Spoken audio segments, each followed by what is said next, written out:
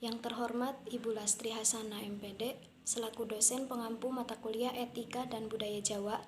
Perkenalkan, nama saya Ati Nursiri dari Program Studi Pendidikan Agama Islam semester 2. Di sini saya akan sedikit menjelaskan tentang tradisi atau budaya yang masih berlaku di masyarakat Jawa.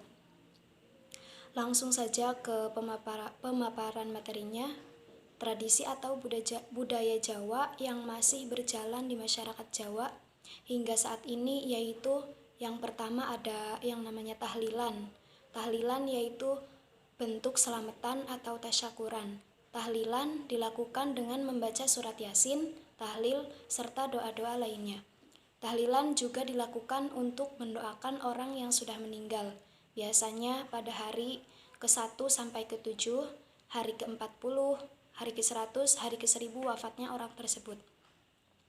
Ada juga rutinan tahlilan yang biasanya dilakukan secara bergilir di rumah-rumah warga. Jadi salah satu warga yang mendapatkan giliran itu menyediakan tempat atau menyiapkan makanan seadanya. Setelah tahlilan selesai, kemudian warga itu tinggal ada yang namanya madangan atau makan bersama sebagai bentuk rasa syukur mereka. Kemudian yang kedua ada yang namanya tradisi mitoni. Mitoni yaitu 7 bulanan. Tradisi ini dilakukan ketika kandungan memasuki usia 7 bulan. Mitoni ini adalah sebuah doa agar calon ibu dilancarkan selama mengandung hingga melahirkan bayinya. Kalau di daerah saya, biasanya dengan mengundang ibu-ibu ke rumah, kemudian dibacakanlah salah satu surat Al-Quran, surat Maryam ataupun surat Yusuf, yang diharapkan dari pembacaan surat Al-Quran tersebut si jabang bayi bisa menjadi anak yang soleh-solehah seperti dan sesuai dengan nama surat Al-Quran tersebut. Kemudian yang ketiga ada yang namanya takbir keliling. Takbir ini adalah tradisi yang dilakukan oleh warga masyarakat dalam menyambut Hari Raya Idul Fitri, yaitu pada malam 1 Syawal.